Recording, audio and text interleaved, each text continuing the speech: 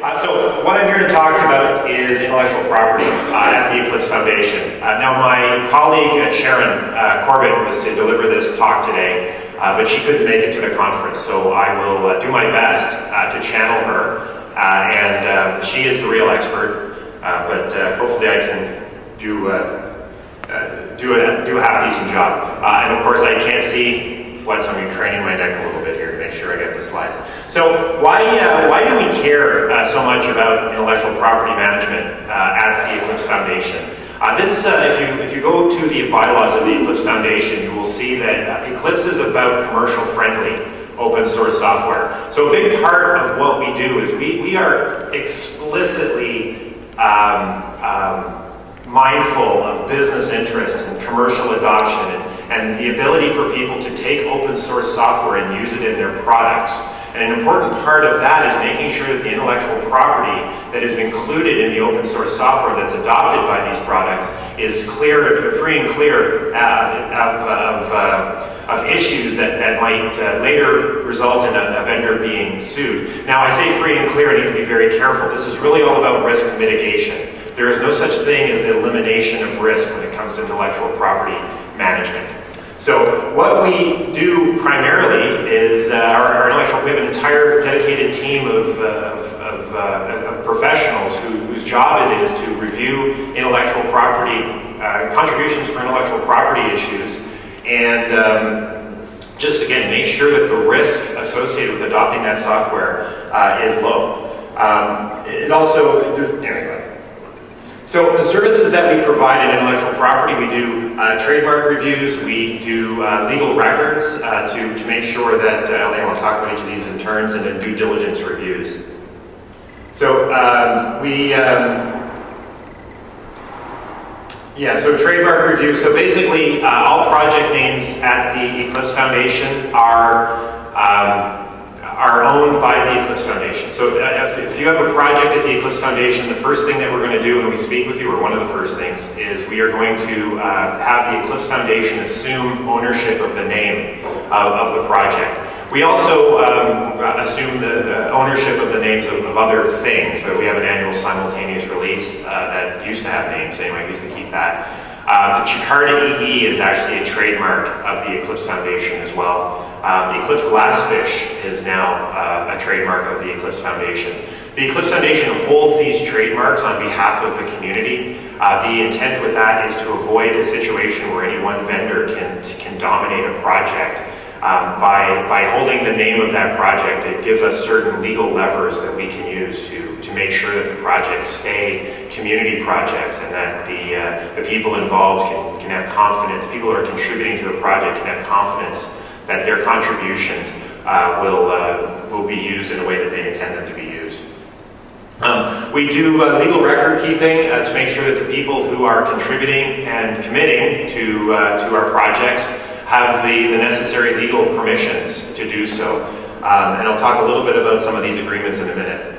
And then we do due diligence reviews. So content that's provided to projects, we like to make sure that, again, this is about making sure that content contributed to projects is as low risk as possible with regard to copyright infringement, for example, or other things. Again, I'll talk about that in a minute. Is my pace okay? All right. So trademark reviews. Again, we have a person on staff who is an expert in trademark, and frankly, this is a process that is a little bit like dark magic to me. So there are some subtleties to how name ownership, trademarking works. For example, there are multiple domains in trademarks, so you can have a name in one set of domains that conflicts with a name that somebody else is using in another set of domains, and that's apparently okay. Eclipse foo may be okay, but foo may not be. There's lots of different subtleties here, and again, we have an expert who's navigated this for years and understands this very well. The Eclipse Foundation does register. We formally register only a subset of our names, but we have a fairly large portfolio right now of actually registered names. Most of the names that we have of projects, we do a common law trademark where we just assert the ownership of it and we document basically what we believe to be first use. There's been a couple of examples where we've actually renamed projects. The one that comes to mind actually is the Mylan project. Anyone heard of the Mylan project? Mylan used to be called Mylar, which, in retrospect, maybe that wasn't a good choice of name initially. In order to avoid butting heads with 3M, we decided to change the name. And I've actually had a couple of cases where Apache has come to me and said, hey, we have they wanted to make a project called Zest. Well, we have, as part of the Eclipse GEF project, they have a component that they call Zest. So we assert ownership of that trademark, and the Apache people said, fine, okay, you want that's your name, we won't use it. So there's been a couple of cases like that, and there's a handful of times where we've had to actually call up people and say, stop using this name. Along with trademarks, we also have some guidelines for using trademarks, and I'll avoid getting into that because that can get a little detailed. If anyone's curious about that, we can talk later. Again, our expert knows all about all these different organizations. We file trademarks in multiple jurisdictions, and it's all about first off. Eliminate or mitigating the risk of any particular vendor dominating an open source project, but it also mitigates the risk of people building products based on our open source software, using our names and introducing confusion into the market about who owns the open source project or what parts of something are the open source project and what parts are a commercial product. We also, as I say at the bottom here, we also assume domain names. So if a project comes to us, like I think there's a glassfish.org, the Eclipse Foundation now owns glassfish.org. So we take ownership of all of this sort of thing. For legal records, we have Commuter Agreements. These take a couple of different forms. If you work for a member of the Eclipse Foundation, IBM, Oracle, we have a fairly long list of member companies. That member company may have signed, we encourage them to sign a member committer agreement. With a member committer agreement, it's an organization basically saying all of the people who work for us are allowed to work on your open source projects. And that gives us the rights that we need to actually be able to take the content that you as a developer contribute and distribute it under the license of the project. We also have the individual committer agreement. If you don't work for a member company, we'll have you sign an individual committer agreement, and this is, as the name suggests, for an individual person. So one of the things that a lot of software developers don't know, because we don't tend to think about stuff like this, at least a lot of us, is we actually don't generally own the work that we produce. Does that bother anybody?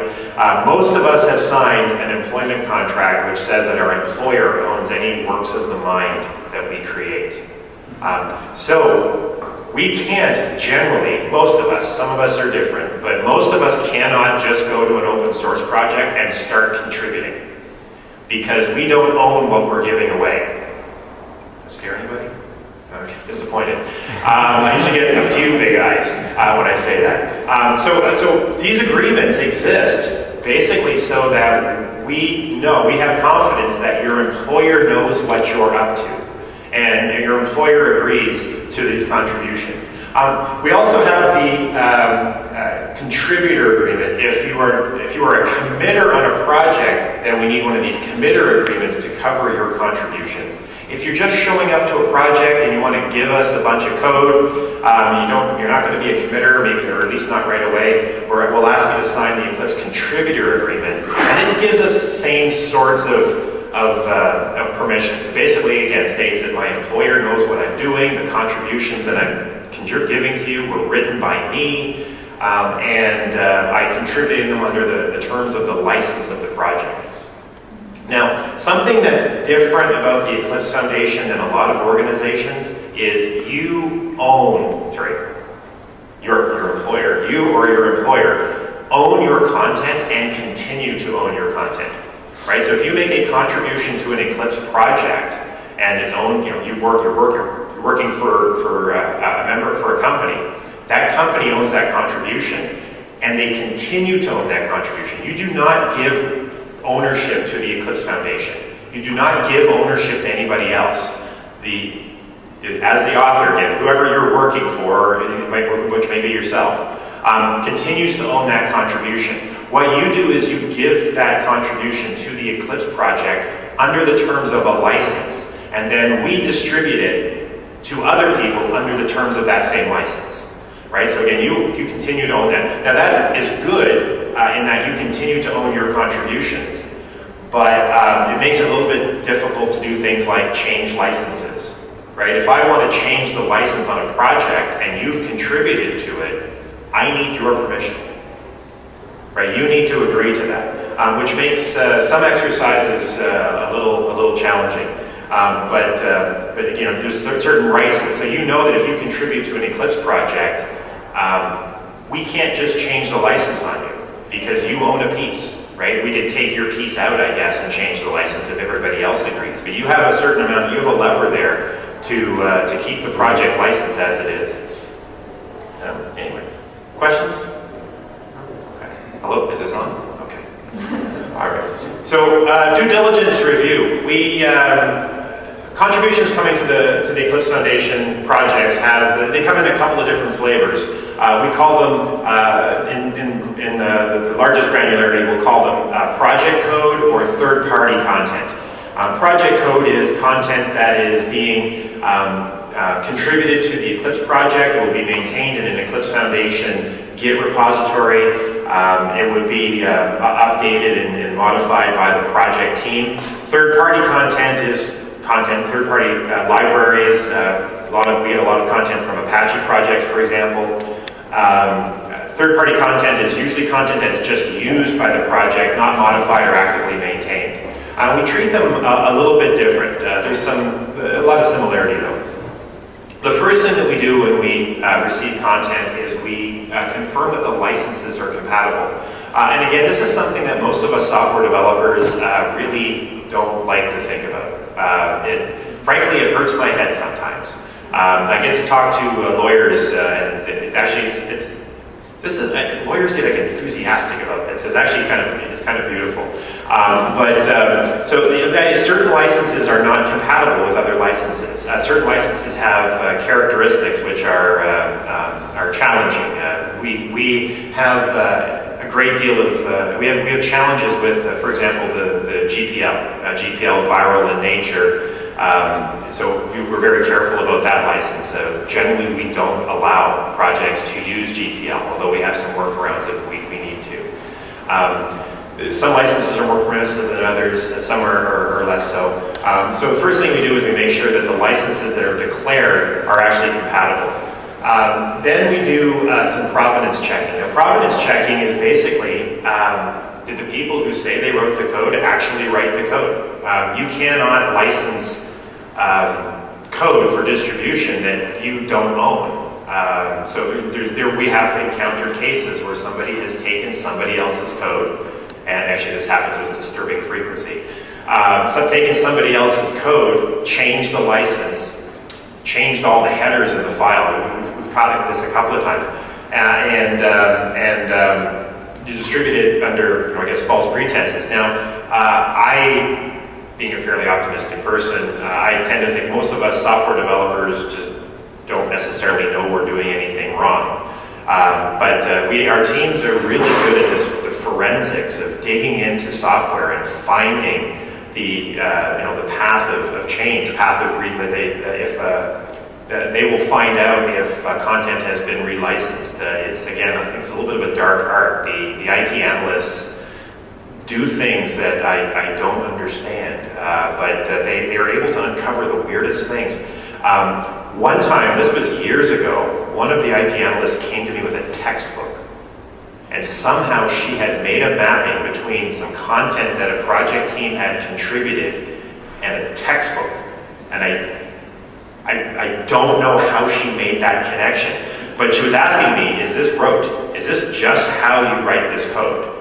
Because sometimes we'll write certain things, we just do it the same way because there's a certain way to do things, right? You interact with a table widget and you add columns. There's just one way to do it.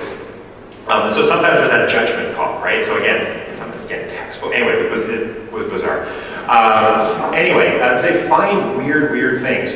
Anyway, and then they also do basic scan for anomalies, and this is something where I'm terrible. And if they look for things like the word stole or liberated, or they have just a simple set of keywords that they look for in comments to see if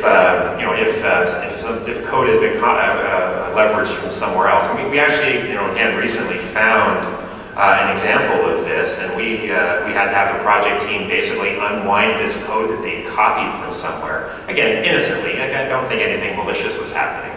An innocent copying, and we had them basically rewrite that content because it wasn't theirs to contribute. Anyway, they also do things like they will look for URLs in code, because URLs in code will very often point to somebody else's intellectual property, and they want to make sure that that intellectual property is being used appropriately.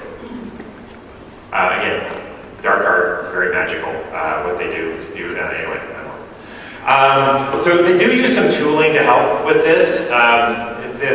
We have this, most of you who've done any work with the Eclipse Foundation have probably heard of our IPzilla. This is an instance of Bugzilla that has been tooled to work specifically with intellectual property contributions.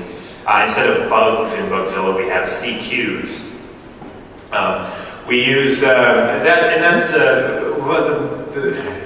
it's starting to get IPzilla is starting to get a little bit old. We're actually actively thinking about what the next thing that we're going to use for intellectual property tracking is. There's actually a lot of really good choices out there now. One of the things that's really nice about IPzilla is it's super easy to pull people in and have conversations and sort of keep track of the process of hunting down provenance and whatnot. Very often, things close pretty quickly. The IP team can resolve. They try to resolve the simple things quickly, but sometimes they can go on for a little while. And again, having that track record of how things work has been pretty handy. Fussology is a tool that we use internally. The analysts use it, and it does a good job of hunting down copyrights and licensing issues. And scan code is another one that we use. That's Fussology and scan code are both open source. A few of our developers will actually use scan code themselves. I think a few people have actually got that built into their Maven builds.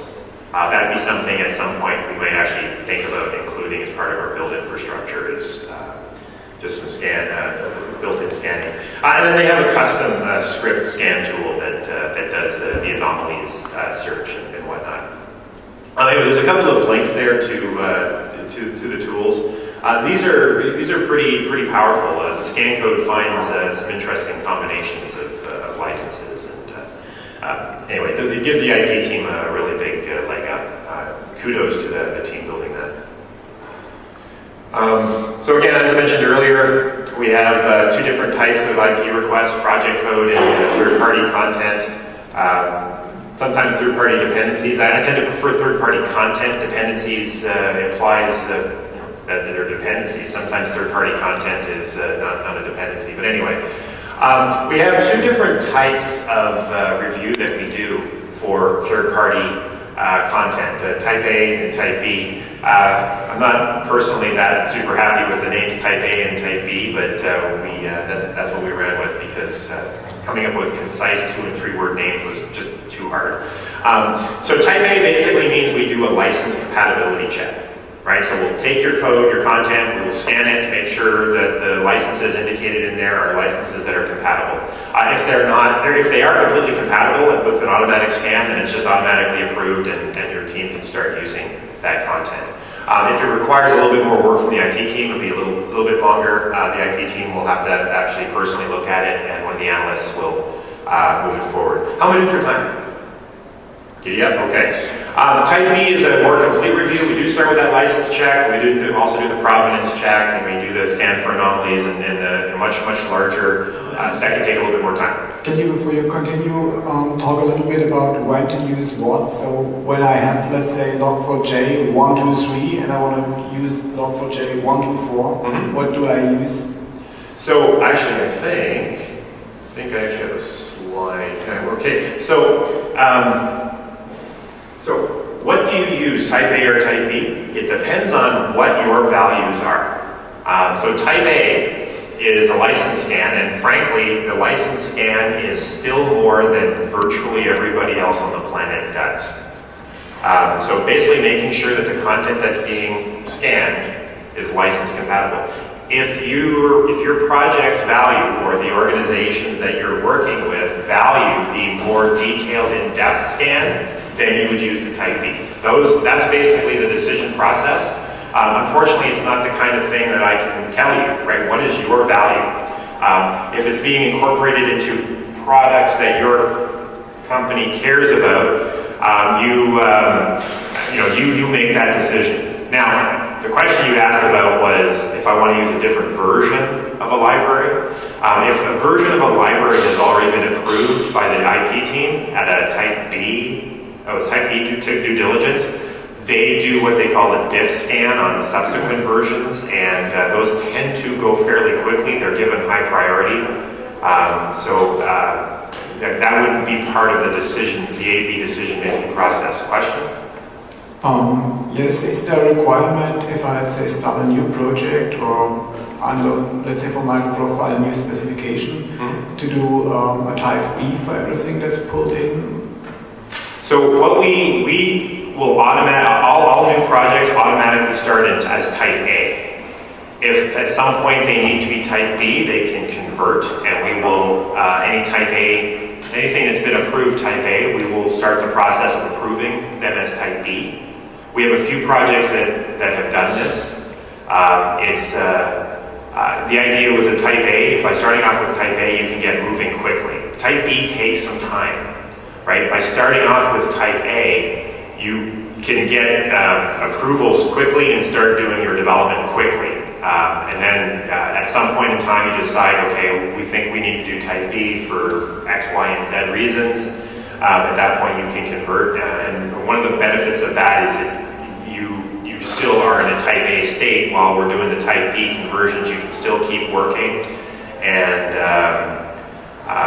the other benefit for us is that we wind up, in the past, when we only had the full type B due diligence, we had a lot of projects that would ask for a lot of content that they ultimately wound up not using in their first release, right? So by the time you get to your first release, or maybe go to your second release, and maybe you want to switch to the type B, you'll have a better idea of what you actually need, and it'll allow our IT team to focus on what you actually need rather than what you think you need.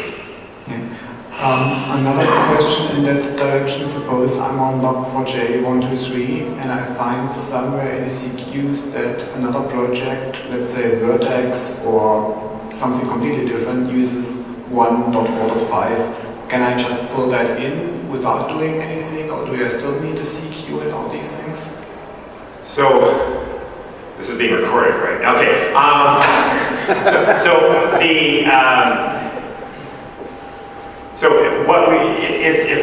If another project if content has already been approved, the IP team's not going to check it again. That would be a waste of resources. So what we would do is a piggyback CQ, right? So the idea is you're going to piggyback on the work done by another project. Now formally, we have a CQ type, which is Vertex is using version 4.5. I want to use version 4.5. Let me use it too. And we can formally make a CQ to manage that relationship, but implied is okay too, right? So if you know that another project has an approval for a particular library, just use it. So the people clapping are the ones that have been part of the Eclipse community for a little while.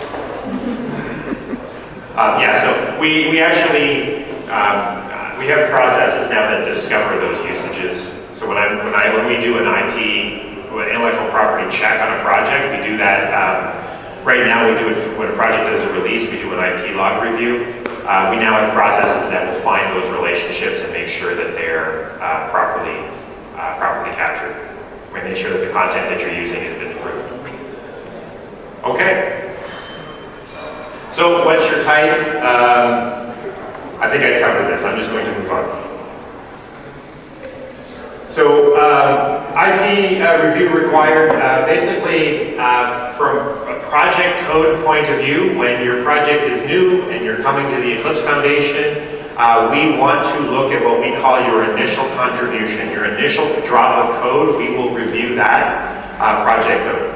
If you, while the project is ongoing, if you accept a contribution from some contributor, if that contribution is greater than 1,000 lines of code, the IT team needs to look at it. Now I will ask you to not artificially chunk contributions, please. If it naturally chunks up, you know what, that's okay. Please don't artificially divide it. There's, again, it's more based on volume, a large amount of code, the possibility of inadvertently copying something grows. So we want to make sure that the intellectual property is clean.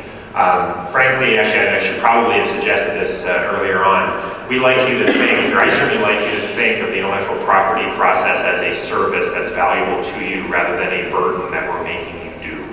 And again, the value here is we will hunt down problems in content, in contributions for you. I want you to think about it in those terms. New content developed outside of PMC supervision. So Eclipse committers are expected to work in the repositories that we give you. So on a day-to-day basis, you're doing work, you're making commits, you're pushing them to the Eclipse Foundation Git repository. If you find yourself on a desert island and you're working on your Git and you're making contributions every day to your local repository, and then a month later you show up back into civilization and push that to the repository, we consider that to be content that was distributed or that was created outside of the supervision of the PMC. You weren't contributing it on an ongoing basis. You weren't actually working with the project team on that. So that would become content that we would have to have the IP team look at. Again, that's about, with volume, with a certain amount of time out of process, we find that the possibility of mistakes happening increases, so we want to take a look.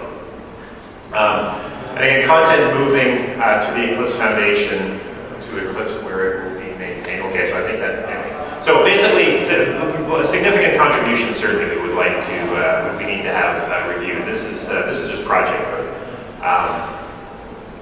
So on that regard, actually, the desert island scenario, we consider that to be an anti-pattern. Is anti-pattern still a word? Still use that? Anti-pattern? Anti-pattern fans? Anybody? Okay. We've had, every once in a while, we notice an Eclipse project doing this, where they have another Git server, somewhere, and their developers work, and then every week or so, they throw the content out to the Git repository maintained by the Eclipse Foundation. It's impossible for anybody to contribute to your project. It's impossible for anybody to contribute to your project if you do that, right? Ongoing contributions to the project repository is the only way that others have any chance at all of contributing and participating in your project. Third-party dependencies, we have a number of different ways of looking at third-party dependencies. Most of them are, third-party content. Most of them are what we call prereqs. Prereqs are basically third-party content that your project code absolutely requires to function. I tend to think of prerequisites as those things that you inflict on a consumer. So if as a consumer, I need to get 14 different libraries in order to use the Eclipse content, all 14 of those things are prerequisites. And that includes dependencies of dependencies. Again, anything that you need, that I inflict on you in order to use my software is a prerequisite. We also have a notion of works with, content that makes the project better if it's there, but is not absolutely required, would be works with content. For example, actually, Tanya mentioned the NoSQL project. There's a JNoSQL project that uses different backends, right? So different NoSQL databases. Those are, JNoSQL works better when MongoDB is there. Now, one of the dependencies, we actually have to have one of them is a prerequisite. So one of them, I can't remember which one. One of them is actually fully vetted by the IP team, and the other ones, JNoSQL runs really well if you use that, if it's there. We also have a notion of build and test dependencies, which is similar to what works with. The idea is not everybody builds it. If I'm the sort of person who builds the software, then the building functionality is enhanced by having that content available. It's sort of an escape clause to make it so that we can have content that we need at build time without having to fully vet it, because that's just not a good use of the IP team's time or yours. The idea being that the average consumer doesn't require that content. Then there's a notion of an exempt prereq. If you follow this right to the end, if I have a Java application that I'm making you use, and that Java application requires log4j, and log4j requires, apparently that was a bad example. But anyway, eventually I require a Java virtual machine. Eventually I need an operating system. Eventually I need P code running in my processor. Basically, we have this notion of an exempt prereq. Java VMs are just, yes, they're prereqs, yes, they are, but they're exempt. We're not going to review Java virtual machines. We're not going to review operating systems. So we have this note. Many of the exempt prereqs are just implied. Again, operating systems, we don't have a CQ for every operating system, but we just stop checking because we're reasonable people. Anyway, this is all described in the document. I have a link there. This presentation will be available on the conference site. So just to reiterate, with these third-party content, if you require a library that requires a library that requires a library, all of those things are what we call prereqs, and we would need to see all of them. This can become a massive amount of work very quickly, and I apologize for that. We do actually have a plan in place to try and make this a little bit easier. We incrementally improve the experience as often as we can. So we're working on some other options. We've got some thoughts about driving some of the creation of these CQs directly from a Maven build, but haven't been able to get to that fully yet. Anyway, right now it's a fairly manual process to enter these, and again, I apologize for the amount of work that can be. So, life cycle for Type B, start off in the top right. We make a request. The IP team will do some triage to determine what needs to happen next. During that triage process, they will very often do their license check right away, and they give what's called check-in. With the Type B content, once you get check-in, that means you can use that content in your builds, you can include it as part of your projects, but you can't do releases yet. They will then engage in a review process. While again, you can do builds, you can build milestones and push out release candidates and all that kind of betas or whatever of your software if you want for what we refer to as a restricted audience, kind of the adopter community, the developer community, the early adopters, I guess. And then eventually they will resolve your request, and at that point, with all the reviews resolved, you can actually do project releases. Type B request starts. We have an auto scan based on the scan code product, and very often, about 50% of the time, these are just resolved automatically because the licensing is clear. If like Apache projects tend to just get approved, depending on how convoluted the content is, how many sources of information the content comes from. This may be more complicated. The IP team may need to get involved, but Type A generally happens in a period of a few minutes to a few hours, depending on what kind of involvement is required. Type B can take days, possibly weeks. As you mentioned, sources of information, there is the license file in many of the source code, but there's also the SpeedX identifier on individual files. Does one override the other, or is there more work for you, less work, if both are present, or only one? So we actually do look for SPDX identifiers. We look for headers on all source files. The IP team is only concerned with source. They don't look at binary content. So they will look for headers with an SPDX identifier. Makes it a lot easier. The scan code is actually pretty resilient. It will generally discern licenses pretty well. Does a pretty good job without an SPDX code. But again, definitely helpful. We do look for a license file as well, and that's they're all part of the process. If they're all very clear, if I have a license file that says Apache 2 and all the header files say Apache 2, we're kind of done. If one of the header files says GPL, then the IP team needs to take a look. And in some cases, they may say everything is fine if you remove this one file, which is a bit of a pain when you're using third-party content, because as soon as you have to remove one file, now you can't use the version that's on Maven for your build, or Maven Central, right? So anyway, the answer is yes. All of those things are important information, right? You know, if the license file says something different than the header files, then that's something that the IP team needs to actually look at and resolve in their minds what is actually intended.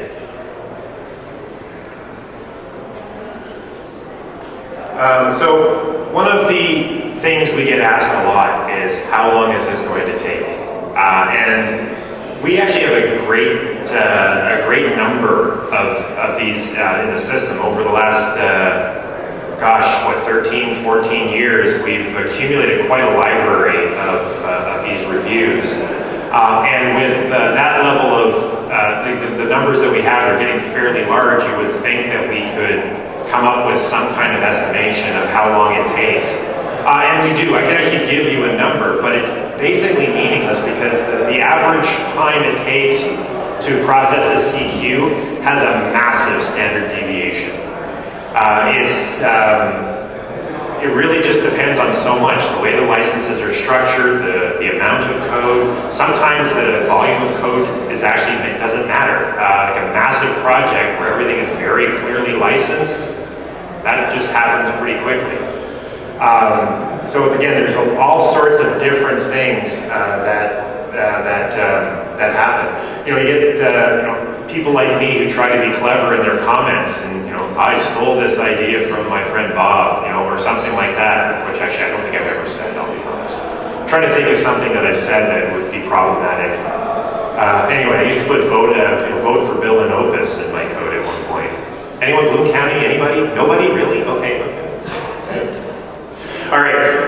Anyway, so there's a bunch of things that are happening. So the answer is that it really does depend. Now, one thing that you can, or two things that you can control is get your. If you know that you need third-party content in your app in your software, enter the CQs soon. Earlier is better than later. The other thing that you can do is create a release record.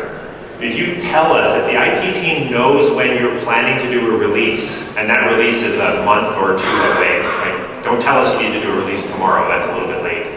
But if they know that your release is coming, they factor that into their prioritization. So enter them early, tell us when your releases are, and that will decrease the amount of time that it takes. Decreases the probability that you will be waiting for something and unable to release while we're trying to process it. I think that makes sense. If that doesn't, okay, let me know. So diff reviews, so fast tracks. We,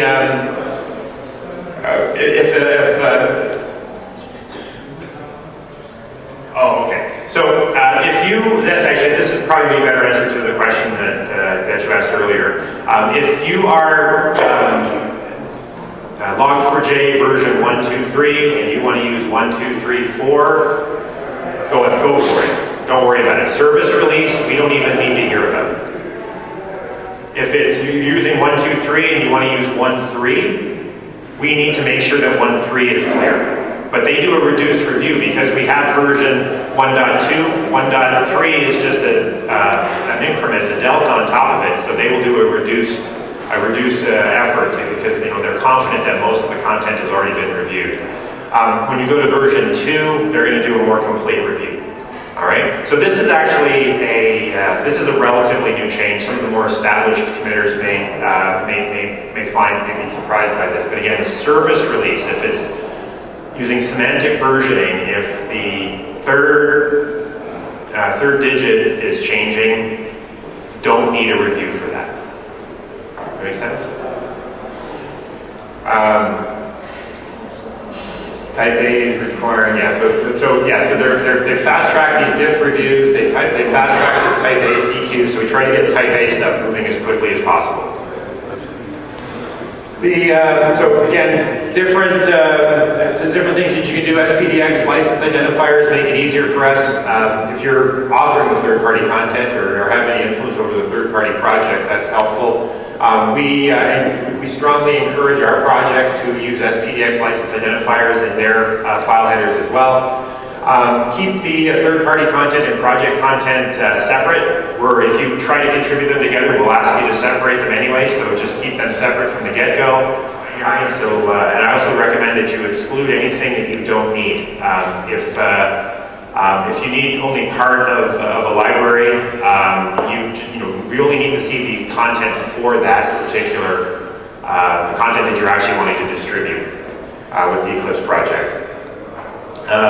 With Node.js and NPM, we've got a bit of a workaround for there. If you're doing that kind of work, come and talk to me. It's a little bit of a, I need to actually formally describe this. This is a new path through the process that we've only just introduced. Provide all the legal documentation that you can. If you know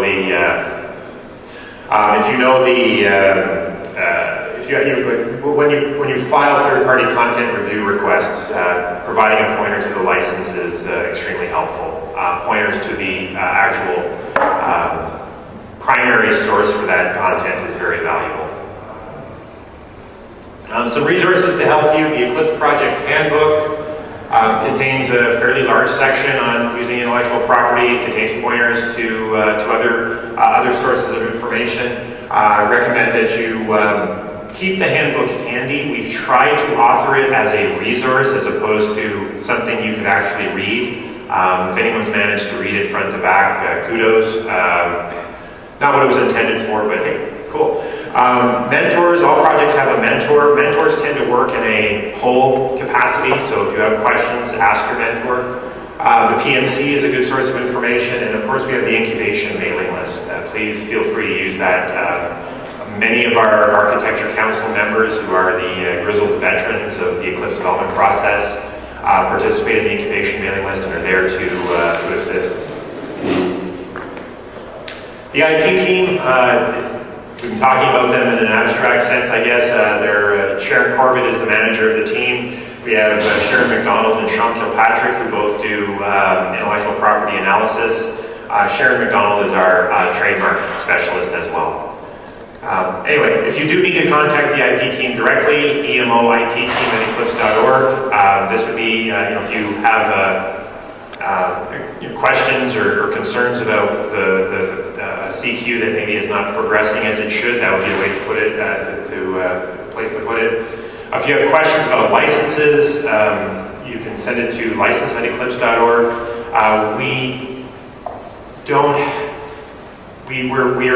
We're not able to answer legal questions, right? So questions of a legal nature are the kind of thing you have to ask your lawyer. It's just the way the law works. Anyway, so you can ask us licensing questions, and we will do our best to answer things like how licensing. If you have a question about a library and maybe you're not sure if the license is compatible, we can help you with that. And with that, I'm done. Any questions? All right, I've stunned you into silence. My work here is done. Not a question, rather a comment. Hold on. One second. Question in the front row first. Which type you choose for Jakarta EE? Type So Jakarta EE is just starting up, so we've started with type A. Actually with most of these specifications, there's not really a lot of third-party content anyway. So it's not, it's really, and most of the things that the Jakarta specification, like the API projects reference, are other Jakarta specs, right? So they're referencing other Eclipse projects. So it's really, for the specification APIs, it doesn't really matter. There's a couple that I think reference third-party content, but most of them do not. Now Glassfish is type A. So if somebody is using Glassfish in production, or maybe modifying Glassfish or updating it or whatever, anyway, somehow using it in production, and they care to make it type B, they can certainly come to the project and we can work with them to convert it if that's a value that they have. Does that make sense? So not a question, rather a comment. If the videos turn out well, you should put that in front of all the IP content on the Eclipse website and tell people to watch this first and then continue. So making a handful of videos or podcasts or something, or otherwise improving the information available is something we try to do on an ongoing basis, but yeah, we'll grab this for sure. So for me, this session was very, very helpful. Good. Thank you. Good. Thank you. All right, so with that, I will